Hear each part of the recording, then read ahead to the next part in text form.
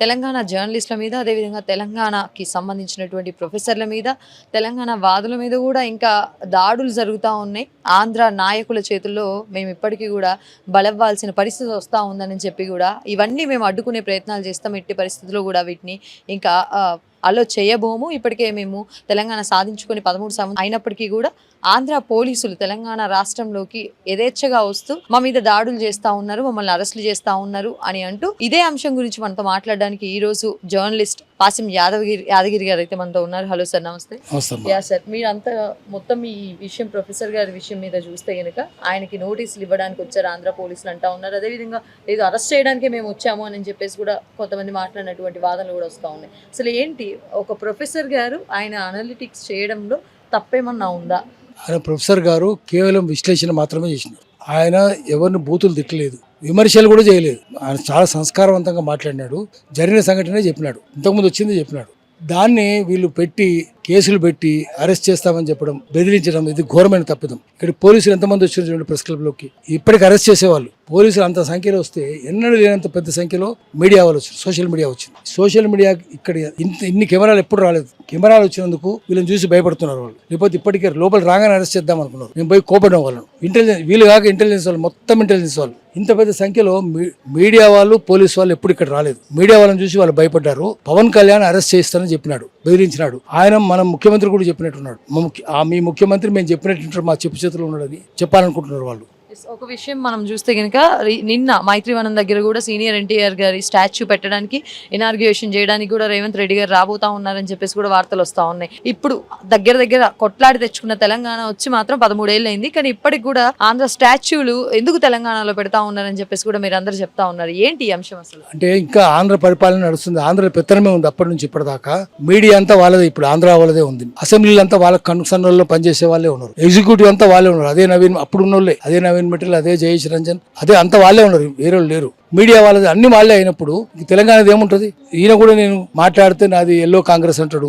Yellow Congress, yellow media, media కూడా yellow మీడియానే కదా, లేదా కాషాయ కాంగ్రెస్. సో ఇవన్నీ వాళ్ళే ఉన్నప్పుడు కాషాయం పైనుంచి ఢిల్లీ ఉంటుంది, వాళ్ళ కన్సర్న్లో ఎల్లో ఉంటుంది, వాళ్ళ కన్సర్న్లో మన ట్రై కలర్ ఉంటుంది. 3 ఇవే జరుగుతున్నాయి. అందుకని తెలంగాణలో వాక్ స్వాతంత్రం లేదు, ఉన్నట్టు చెప్పడానికి వీల్లేదు. కాషాయ కాంగ్రెస్ అన్న అరెస్ట్ చేస్తారు, ఎల్లో మీడియా అన్న కూడా అరెస్ట్ చేస్తారు. అటువంటి దుస్థితి ఉంది. నాగేశ్వరరావు ఉన్నట్టు చెప్పినందుకు ఆయన అరెస్ట్ చేస్తామంటున్నారు, కేసులు పెడతామంటున్నారు. సూట్ కేసులు తీసుకుపోయే వాళ్ళకి మీద కేసులు ఉంటాయి, ఉన్నట్టు చెప్తే కేసులు ఉంటాయి. జర్నలిస్టులకి ఏపీ పాలిటిక్స్ తో సంబంధం ఏంటి, ఎందుకు డిస్కస్ చేస్తా ఉన్నారు మరి మీరు తెలంగాణ జర్నలిస్టులు అయినప్పుడు అని అడిగే వాళ్ళకి మీరేం సమాధానం చెప్పారు? ఏదైనా చెప్తాం. ఎందుకంటే తెలంగాణ ఆయన కాదు, ఆయన తెలంగాణ ఉద్యమంలో లేడు. ఆయన తెలంగాణ వాడే కానీ పుట్టిన తెలంగాణలో కావచ్చు. ఆయన అంతర్జాతీయవాది. నాగేశ్వరరావు అంతర్జాతీయవాది.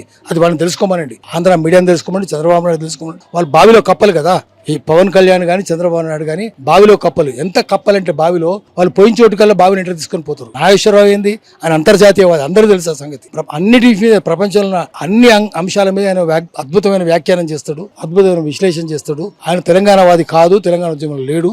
ఆయన అంతర్జాతీయవాది. అంతర్జాతీయవాది అన్నిటి మీద చేస్తారు. మీరు లేరా, భూమి మీద లేరా, మీరు ఉన్నారు కదా. కాబట్టి ఆయన ఆంధ్ర చేస్తాడు, తెలంగాణ చేస్తాడు, అమెరికాలో జరిగింది చేస్తాడు, రష్యాలో జరిగింది చేస్తాడు, ఇంగ్లాండ్ లో జరిగింది చేస్తాడు, ఇరాన్ లో జరిగింది కూడా చేస్తున్నాడు. ఆయన అన్నిటి మీద చేస్తున్నాడు. ఆయన రేపు ఇరాన్ వచ్చి నువ్వు మా ఇండియాని నువ్వు ఇరాన్ మీద ఎట్లా వ్యాఖ్యానం చేస్తావు అంటే అది ఎంత ఎర్రిగా ఉంటుందో ఇది కూడా అంతే ఎర్రిగా ఉంటుంది. బేషరతుగా ఆయన క్షమాపణలు చెప్పినప్పటికీ కూడా టీడీపీ ఏదైతే వాళ్ళ ఓన్ ప్లాట్ఫామ్ లో పెట్టినటువంటి ఆ వైసీపీ జెండాని సంబంధించినటువంటి ఆయన ఫోటోని ఇప్పటివరకు తీసేయలేదు. అండ్ ఇంకా ఆయన మీద పెట్టినటువంటి 3 కేసులను కూడా ఉపసంహరించుకోలేదు.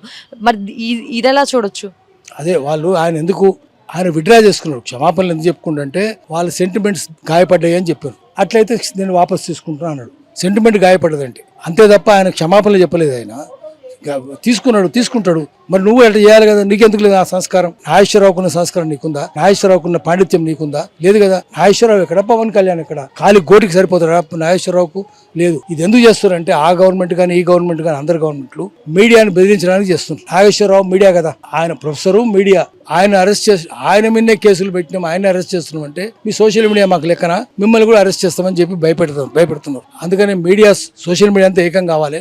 ఊరూరికి సోషల్ మీడియా రావాలి. ఇప్పటికే ఒక్కొక్క కులానికి 20 సోషల్ మీడియా గ్రూప్స్ ఉన్నాయి. ప్రతి కులానికి, దళిత ఎస్సీ కులాలకైతే 100 కొద్ది ఉన్నాయి, మాల కులాలకు, మాది కులాలకు 100 కొద్ది ఉన్నాయి. దళితులకే లేవు, ఆదివాసులకు లేవు. దళితులకు ఉన్నాయి, ఆదివాసులకు లేవు. మనమే దళితులు ఆదివాసుల తరఫున ఉండాలి. ప్రతి ఒక్కరు ఊరూరుకున్నా ఇప్పుడు సోషల్ మీడియా ఇంకా పెంచాలి, ప్రోత్సహించాలి. వీళ్ళు చేసే దొంగ పనులు నల్ల పనులు అన్ని బయట చూపించాలి. చూపించి ప్రజలందరినీ చైతన్యవంతం చేసి వీళ్ళ భరతం పట్టడానికి ప్రజల్ని బడిత పట్టమనాలి. బడిత బట్టి భరతం పట్టండి అని చెప్పాలి.